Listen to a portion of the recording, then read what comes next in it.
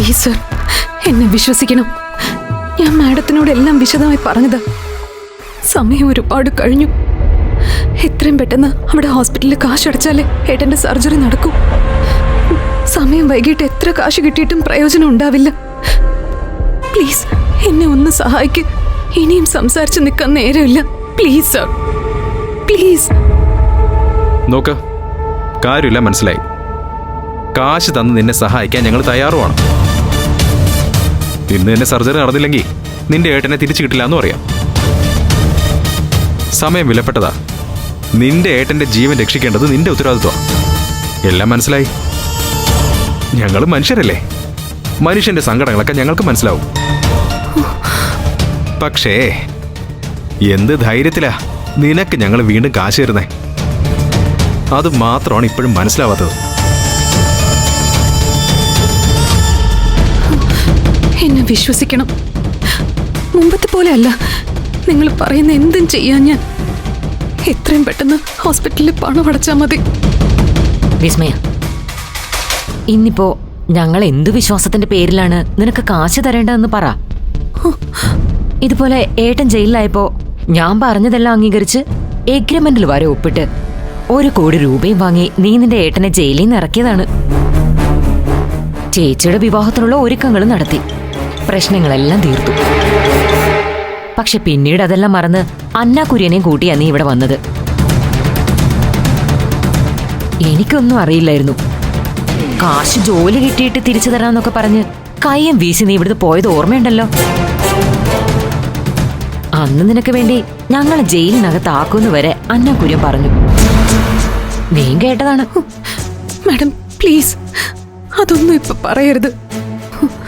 ഒന്ന് മാത്രം, ഞാനിപ്പോ എന്തിനും തയ്യാറാണ്. ഇനി വാക്ക് മാറ്റി പറയില്ല. എന്നെ ഒന്ന് വിശ്വസിക്കും പ്ലീസ്. നോക്കുമോളെ, ഒരിക്കൽ നീ വാക്കു മാറിയതുകൊണ്ടാ നിന്നെ വിശ്വസിക്കാൻ പറ്റാത്തത്. രൂപ 5 10 അല്ലല്ലോ, 1 കോടി രൂപ വാങ്ങിയിട്ടാ നീ വാക്കു മാറി മറുകണ്ഠം ചാടിയത്. അപ്പൊ പിന്നെ ഈ 50 ലക്ഷം കൂടി വാങ്ങിയിട്ട് നീ മാറില്ല എന്ന് ഞങ്ങൾ എങ്ങനെ വിശ്വസിക്കും? ഇല്ല, വാക്ക് മാറില്ല. നിങ്ങൾ പറയുന്ന പോലെ ഞാൻ ചെയ്യാം, ഉറപ്പാണ്. ഏട്ടന്റെ സർജറി നടന്നാ മതി. ശരി, കാശ് ഇപ്പൊ തന്നെ ഞങ്ങൾ ഹോസ്പിറ്റലിൽ എത്തിക്കാം. ഒപ്പം ഞങ്ങളുടെ കാര്യം കൂടി ഇവിടെ നടക്കണം. എന്താ പറ്റുമോ?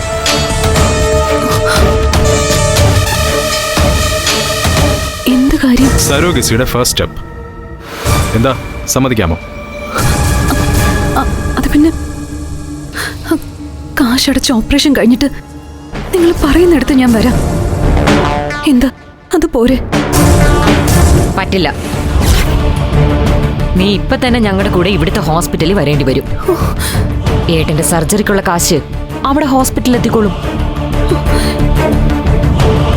നീ അവിടെ വേണമെന്ന് നിർബന്ധമില്ലല്ലോ. അവിടെ കാശല്ലേ ആവശ്യം? സർജറി കഴിഞ്ഞിട്ട് വന്ന പോരെ? പറ്റില്ല. ഇന്ന് ഈ നിമിഷം മുതൽ നീ ഞങ്ങളോടൊപ്പം നിൽക്കാൻ തയ്യാറാണെങ്കിൽ മാത്രമേ ചേട്ടന്റെ സർജറി അവിടെ നടക്കൂ.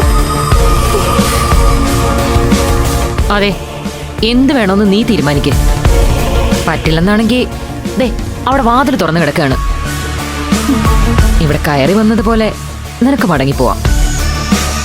ഞങ്ങൾ ആരും നിന്നെ ഒന്നും ചെയ്യില്ല. സമയം വിലപ്പെട്ടതാണ്. ദാ ആ ക്ലോക്ക് നോക്ക്. വെറും 10 മിനിറ്റ്. അതിനകം നീ തീരുമാനിക്കണം. തീരുമാനിച്ചേ പറ്റൂ.